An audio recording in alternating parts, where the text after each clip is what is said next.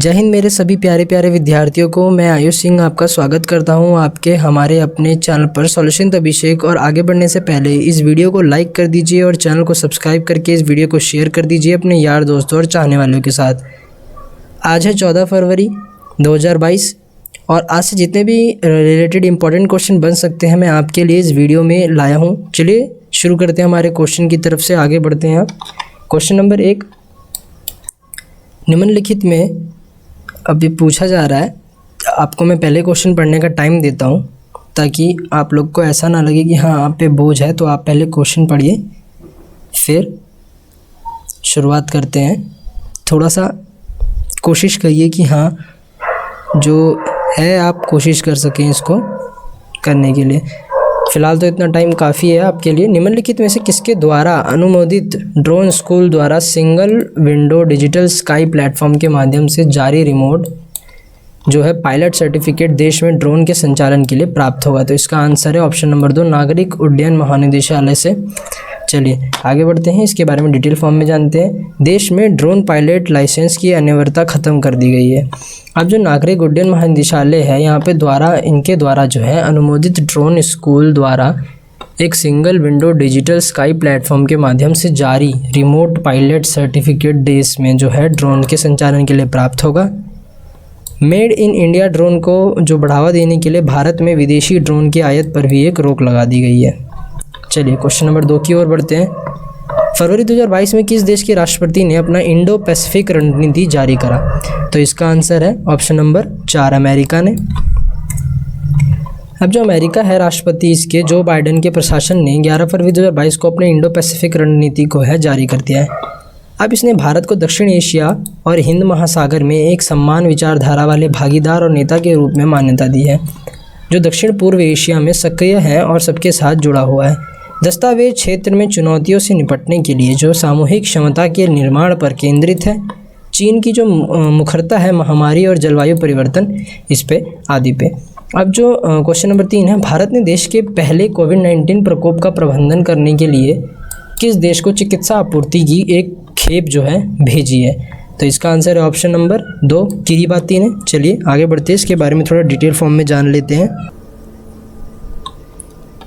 अब जो भारत ने किरीबाती है इसके पहले कोविड-19 प्रकोप का प्रबंधन करने के लिए उसको चिकित्सा आपूर्ति का एक खेप भेजा है। प्लस जो है MEA यानी विदेश मंत्रालय ने बताया कि खेप में plus oximeter, PPE, personal protective equipment kit और आपातकालीन कोविड-19 दवा भी शामिल है। चलिए क्वेश्चन नंबर 4 की ओर बढ़ते हैं, प्रस्थान करते हैं। फरवरी 2022 में जो बर्लिनेली यूरोपियन फिल्म मार्केट 2022 के किस संस्करण में इंडिया जो पवेलियन का उद्घाटन करा गया है? तो इसका आंसर है 72 संस्करण का जो है करा गया है। अब 10 फरवरी 2022 को 72वें बर्लिनर यूरोपियन फिल्म बाजार 2022 में इंडिया पवेलियन का उद्घाटन करा गया है। किसका कर गया है? बर्लिनर यूरोपीय फिल्म बाजार का। कौन से? 72वें। तो आपको ये याद रखना है, इम्पॉर्टेंट है। अब ये कार्यक्रम जो है बर्लिन अंतर्राष्ट्रीय फिल्म महोत्सव में होता है। बर्लिन कहाँ पे है? जर्मनी में।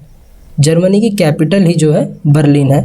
ये मैं आपको एक्स्ट्रा फैक्ट बता देता हूँ ताकि आपको, ये इंग्लिश में लिखा है मैंने बर्लिन और ये भी बर्लिन है।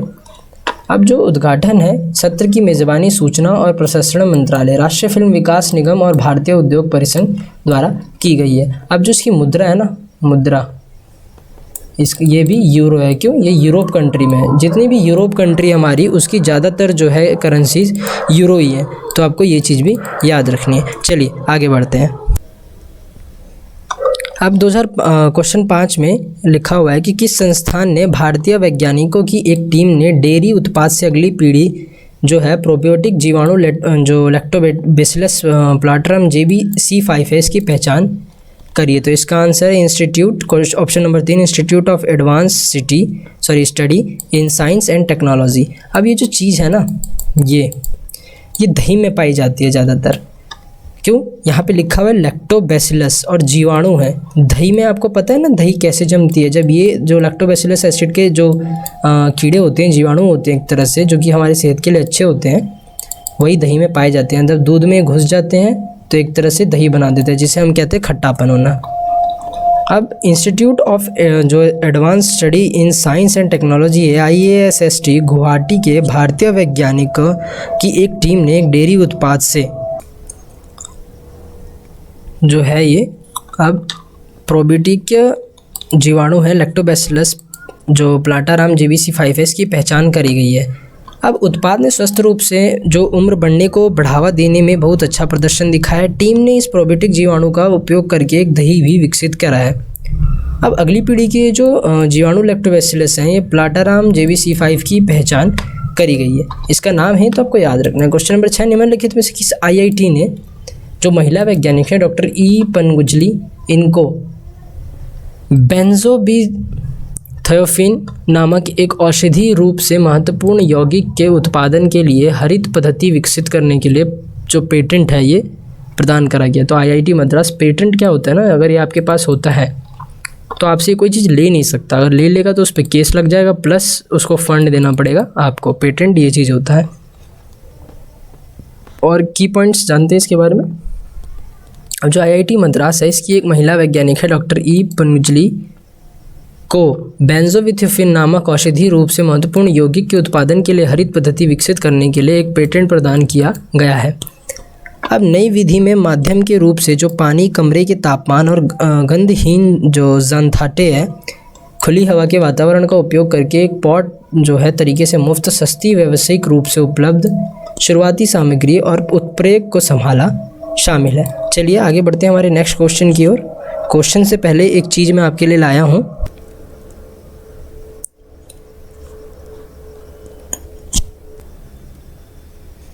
अब जो है ये है, खोल दे पंख मेरे कहता है परिंदा, अभी और उड़ान बाकी है, ज़मीन नहीं है मंजिल मेरी, अभी पूरा आसमान बाकी है। तो मैं ये आप जैसे छात्रों के लिए लाया हूँ जो हमेशा मोटिवेटेड रहते हैं, जिन्हें कुछ कर दिखाना है, जिन्हें अपने जो मम्मी पापा हैं, माता पिता हैं, उनका नाम रोशन करना है, उनको दिखाना है कि हाँ हम बहुत अच्छे हैं, हम बहुत कुछ कर सकते हैं।